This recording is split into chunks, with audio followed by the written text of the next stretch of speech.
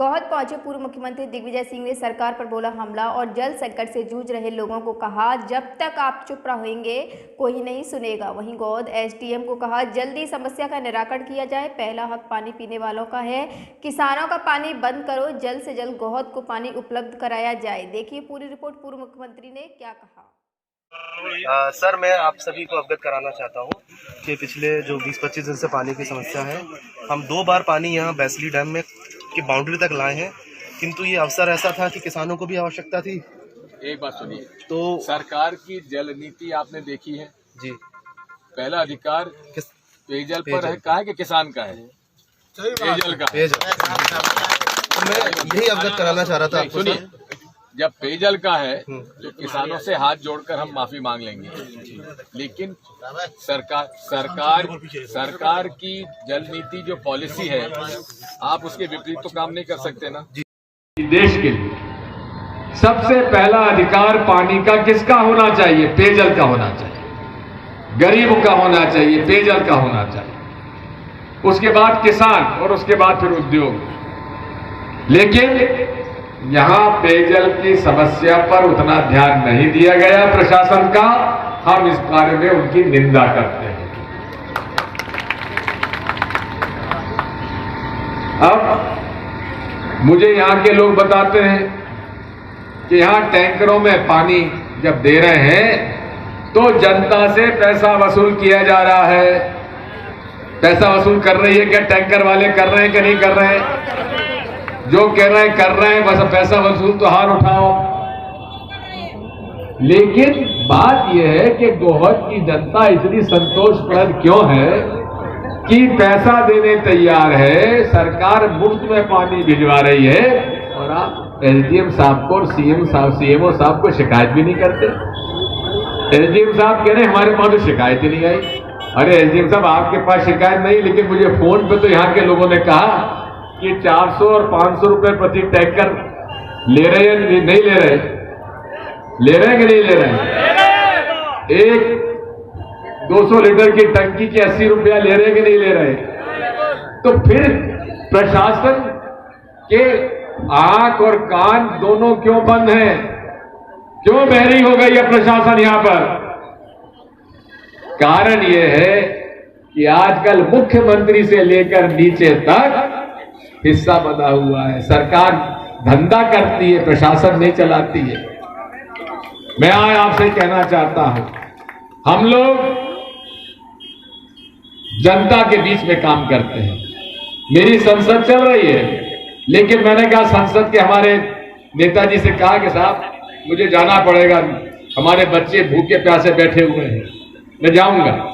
और मैं आपके बीच में आया हूं और हर आपके दुख दर्द में डॉक्टर साहब की और मेवाराम जी की गाड़ी में धक्का देने के लिए दिग्विजय सिंह आपके पीछे खड़ा रहेगा। डॉक्टर साहब मंजूर है?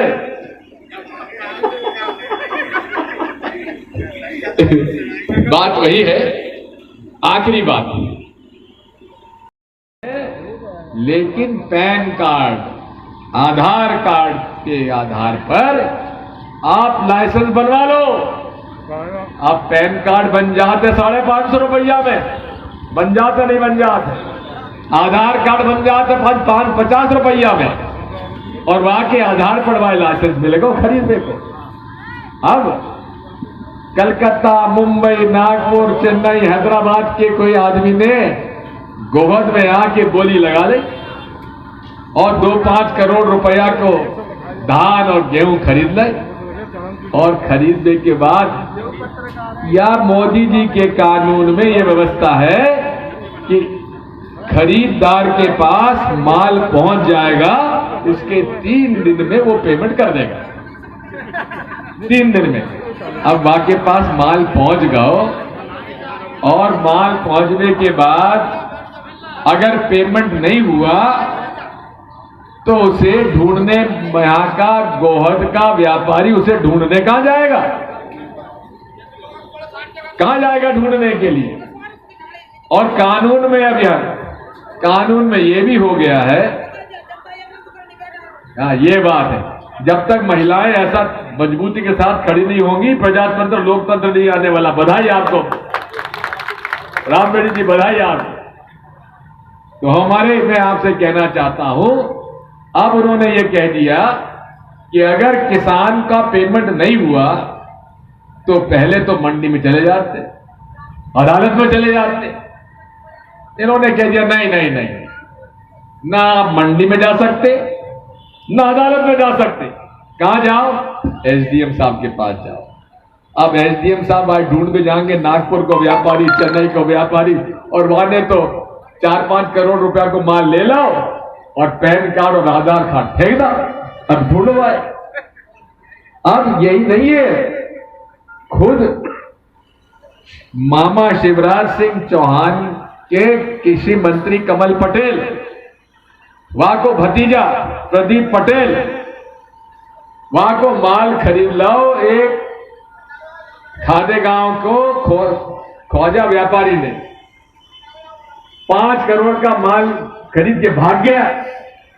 अब पुलिस ने उसको पकड़ तो लिया, लेकिन पैसा कहां से दोगे?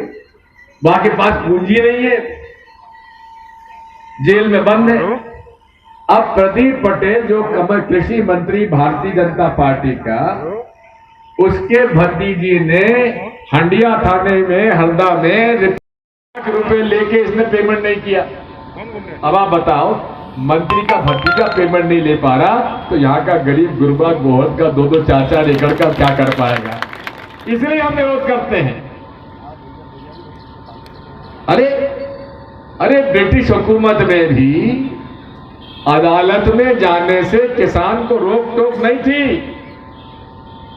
अब मोदी जी ने उसमें भी रोक टोक लगा दी कि कोई किसान चाहे कुछ हो जाए अदालत में नहीं जा सकता। अब बताओ, इसको हम लोग किसान के हित में माने कि विरोध में माने? विरोध में माने। अब साथ में यह भी है कि अब ऑनलाइन ट्रेडिंग, व्यापारी को गोहद आने की जरूरत नहीं है, वो देश के किसी कोने में बैठ के ऑनलाइन ट्रेडिंग छोड़कर दिल्ली के सिंगू बॉर्डर पर, गाजीपुर बॉर्डर पर, टिकरी बॉर्डर पर बैठे हुए हैं, लंगर चल रहा है।